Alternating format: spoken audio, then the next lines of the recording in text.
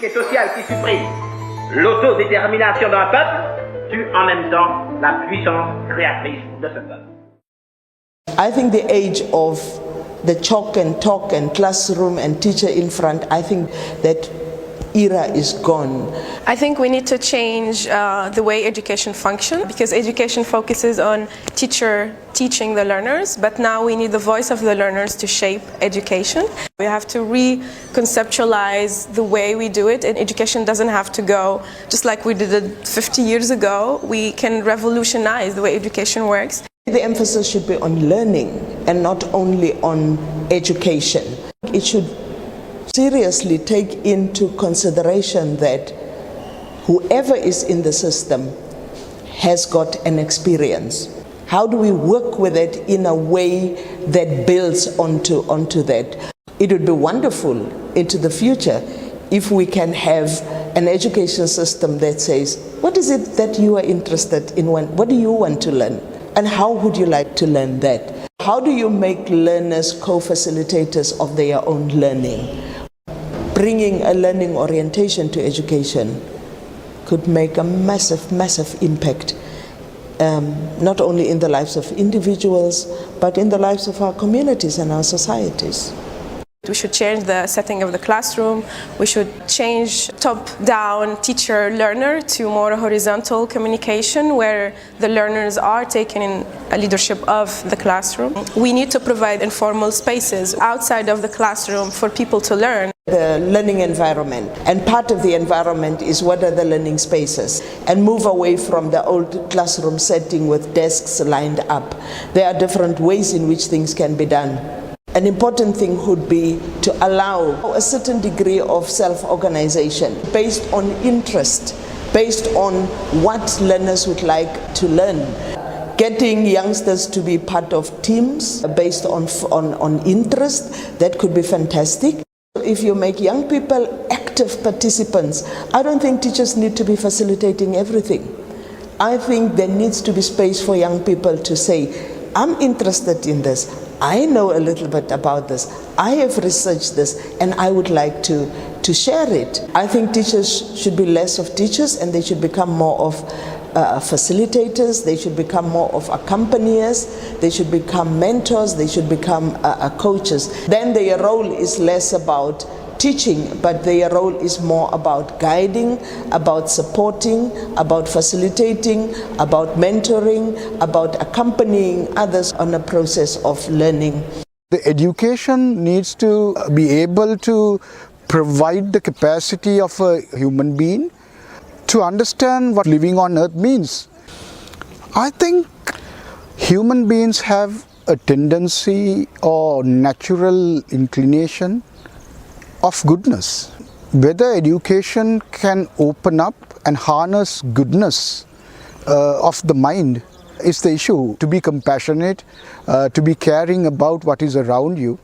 For me, one of the critical things in terms of education is, can it provide an individual with the skills, the knowledge, and the attitudes to be able to transform their own life?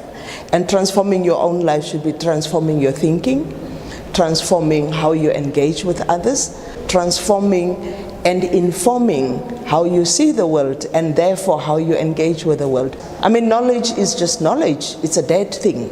But if you are helped in the process to use that knowledge, to use the skills, to change and transform your own life, then we say you have been prepared. I think the social transformation, it's a process that involves individuals changing together en masse. I think the educational praxis for this is dialogue, very much in the approach of Paulo Freire and the pedagogy of the oppressed. Through dialogue we can shift our mindset, we can create new social conventions, transforming both self and society in the one process. Yeah, we need to reconceptualize learning completely. A lot of indigenous peoples or local communities, their processes of learning are where the children are doing things as part of life, as part of the lifestyles that they have. They go into the forest, they go out fishing, all of that. Now, when education is brought there, they actually get taken away from that whole environment. So what we need to do is an educational system or a learning system which brings back the community learning spaces that have been taken away, brings back ways by which you can reconnect with your natural surroundings, and brings a feeling of solidarity and sharing and caring rather than competition and sort of intense conflict kind of situation. The thing is that we're learning all the time, all those advertisements everywhere, Coca-Cola, cigarettes, H&M, like whatever, this is the way that you look beautiful and better. And, the way that we are made to think. So we are following instead of leading our life. And I think that the education has to be a process, and is a process. We are all the time constantly learning, but we have to learn to see with a critical perspective and give value to what needs to be valued. The planet, the care of the planet, the care of people. We call it education, but education is to evolve, to be a complete flower. By the end, we end our life.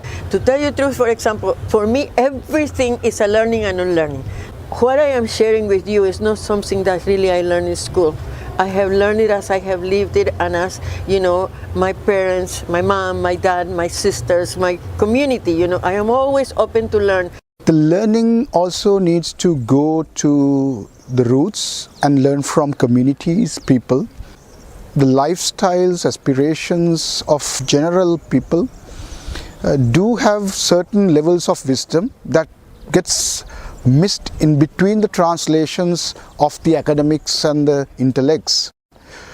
So learning systems should appreciate and understand that there is a serious amount of wisdom in the communities, not just indigenous but the local communities and so on, that can expand the understanding of living sustainably on earth. My vision is one where institutions open themselves to other institutions as sources of learning, and learning doesn't only come from a textbook, but it comes from interaction with the real world. That could be really fascinating. Say at the start of the year you come together and you say, what is going to be the important content for this year, right? And you look at what is happening locally in our context, what is happening nationally in the country, what is happening globally, and allow these events to inform and shape the content. We don't have to learn as much as we have to be mindful and decide to live in that mindfulness. And the best way to learn something is to decide to live what we might say the other, being the way that we should be.